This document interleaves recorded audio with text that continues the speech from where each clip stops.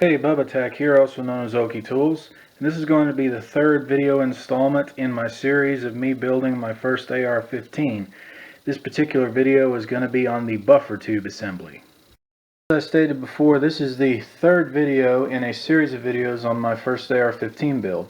I refer to this project by my own acronym inside of my collection as the Charlie Papa 2 or Carbine Project 2 project.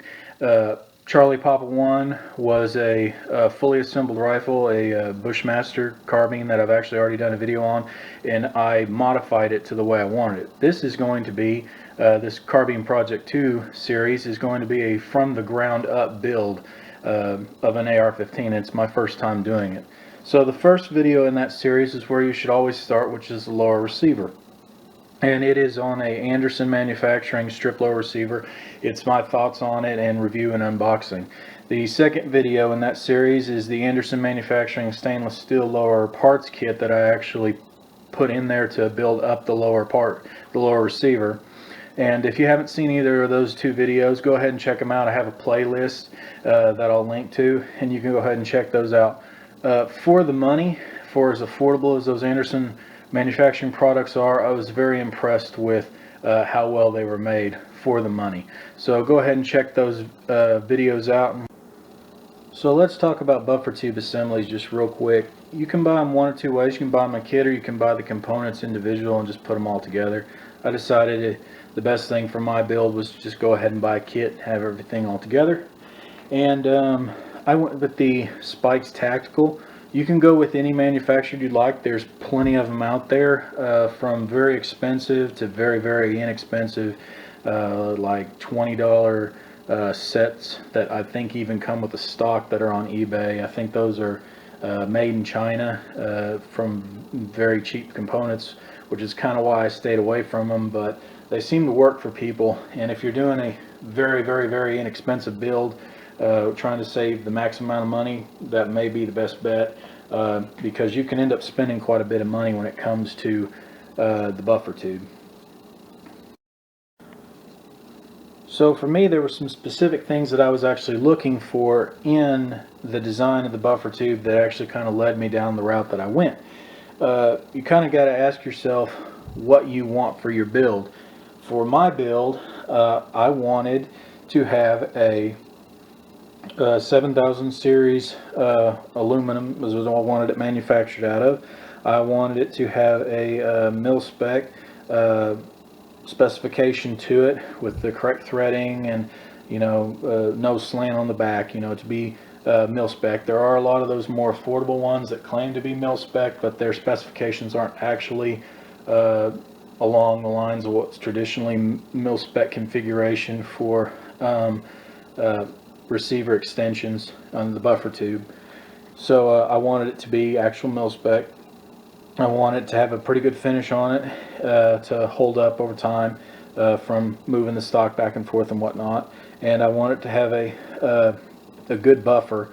I was willing to actually get a set and then get the actual buffer that I wanted, but I didn't have to end up doing that, and I'll talk more about that momentarily.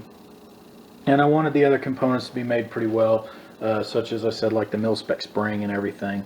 And there are a number of good manufacturers out there that do that. I actually looked at BCM. I think they had a real nice product that actually didn't cost as much as this one. There's a reason why this costed more, and I'll get to that in a minute.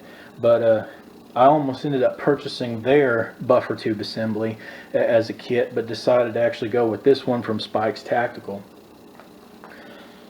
I would put forth to you that maybe the buffer tube is a good location to spend a little bit of extra money than you might have, even if you're in, like my case, on a budget, doing a high value, I would say, affordable build. And maybe this would be one of those locations you probably shouldn't cut corners. You can actually get away with using a fairly inexpensive one, but in the long run, and since quite a bit does rely on the receiver extension that is the buffer tube for the function of the gun, this would probably be a good spot to just go ahead and spend the slightly extra money for a true mil-spec configuration. When you're doing your build, it's just up to you. For me, there were some locations where I was willing to not have to worry about spending the additional increased cost for, say, like an example of my my LPK. I just wanted a standard mil-spec LPK. I didn't want like a competition trigger or anything like that. I didn't have that kind of money to spend right now, but I didn't want to compromise it from being mil-spec configuration or specifications, and I think I did pretty well when it came to this trigger set. Lower receivers the same way. I was just looking for a affordable mil-spec, simple phosphate finish lower receiver, and found that in an affordable price from Anderson Manufacturing. You know, it doesn't have any of the pictograms or anything like that, or any of the mode selection on the other side. It's just, you know, a real simple finish. But that's what I was looking for, and I was willing to compromise on that to save a little bit of money. The finish and none of the special stuff on it, special pictograms on it or whatnot. But I would put forth to you that maybe the buffer tube would be one of those locations where you do need to, shop around and, not compromise as much as you probably would. 6000 series aluminum is just fine, but I prefer to go with the 7000 series because a lot of these manufacturers, such as Spikes Tactical, such as BCM, such as our guns, are manufacturing it out of that material. So that's what I went with. Okay, so let's get down to it. Got it opened up. Go ahead and take it out.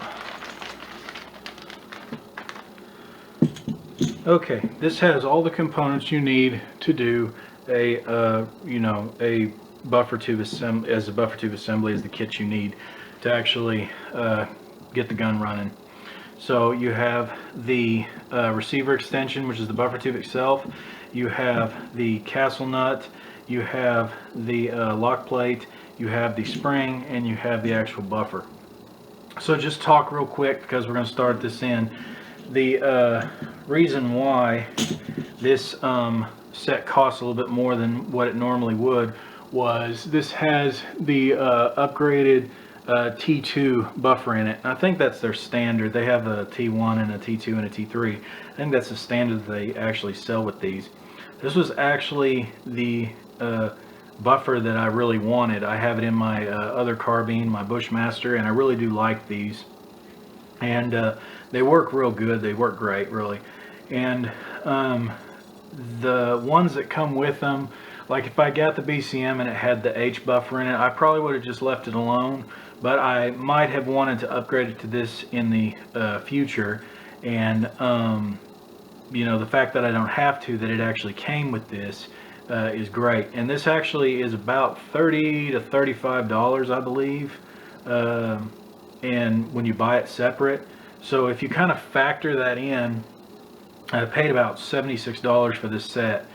When you factor that in and you like take this $30 out and just put a $35 and just put like a standard buffer in there, like if you bought it from somebody else and it just had like an H buffer or something like that, or even a carbine buffer, then this is actually a pretty affordable set in comparison to that. So it's a nice upgrade to have that as standard.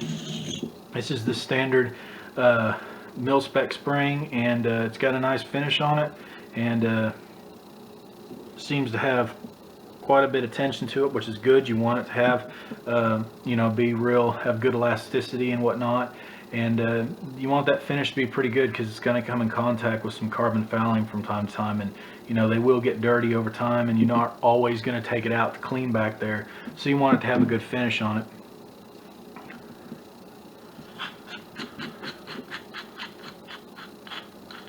Okay, there is your castle nut. Seems to be a pretty well made one. It's got a pretty nice finish on it, and it looks like it'll work pretty well. There's the lock plate. You can get upgraded lock plates that have the where you can actually put your quick disconnect sling swivel. This one is just a standard one. I thought about going with one of those. I may go with one in the future, but this will work now for now. And it looks fairly well made as well. So this is the meat and potatoes of the buffer tube assembly. It is the buffer tube itself, the receiver extension, and this is made from 7000 series, I believe, 7000 series T6 aluminum, and it looks great. It looks very well made. The finish is very nice on it. It's got a nice phosphate finish. It is denoted for the positions of the stock, which is a nice, addition. I really don't need it to say that, but it is nice. Kind of gives you a, I believe I run mine on what this would say is a number 5 setting, so the one right before the N, and that's just where, for my size, my build, and I don't wear plates or anything like that right now, but my size, my build, I like that setting right there, which is the nice part of having an adjustable stock, position on a adjustable stock, to adjust it to your whether you're wearing plates or a heavy coat or just your build, your size of person. And so that's nice, and it would be nice to, I don't actually have to click it in and go back. I can always just go to the 5th position and know I'm in the right spot. So that's a nice little addition. And ST for Spikes Tactical, and this seems very well machined down here where the actual detents are at, and it is a flat back, like all mil specs are. And just looking at the actual threading here, it is done correct. As you can see, I don't know how well you can see it, but I can definitely see it and run my finger over it and feel it. These actual threads, as per mil spec standards, do, this is the higher rise of it going into the, into the actual receiver, and then right here it kind of drops down, back a little as the threads come out, which is exactly the way it's supposed to be done. It keeps your stock from, when it gets close down here, it keeps your stock from getting hung up on that if some of those threads are actually showing, which can be an issue with some of the cheaper ones that are out there. And so this one is built exactly the way it's supposed to be built, and it just looks great.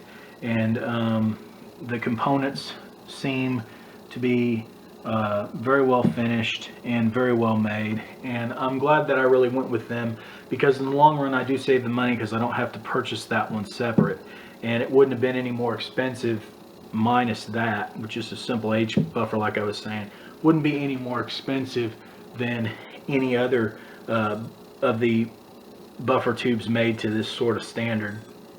So really pleased with it, and we'll go ahead and get it on the actual blower, and I'll show you what it looks like. Okay, so there it is, fully assembled on there. I will go ahead and stake the castle nut later, which is always a very important thing you need to do. Go ahead and do that later. Have the rest of the lower parts kit items in place, such as the takedown pin here and the plungers, and then the plunger right there. Some guys won't run theirs with these. I'm looking to maybe upgrade mine, or maybe not use it at all. I did have a AR-15 back in the day that I didn't run that in. They work just fine, and sometimes those can break off, the little nipple right there, and can become an issue for you. In the way Spikes seems to make theirs, and a couple other manufacturers do it too, this portion right here on the bottom actually comes out a little bit further than the rest of it. It's not exactly circular, and that captures that quite nicely without coming too far, with the receiver extension, without the receiver extension coming too far actually into the receiver. So that's a nice touch. I think this will stake just fine, and like I said, that's an important thing you need to do. So ready to go ahead and finish it off with the buffer. Hopefully I can do this without flinging it across the room while keeping you in position. So there we go. And this will rotate here for a second, and it's about as good as it's going to get. And there you go. There's the Spikes Spider and the T2 showing, and that's pretty much all you have to do. You just put your stock on. My stock hasn't come in the mail yet. That'll probably be something I do next month. But this was my video doing a review of the Spikes Tactical SLA 500R-K buffer tube assembly kit. Thanks for watching.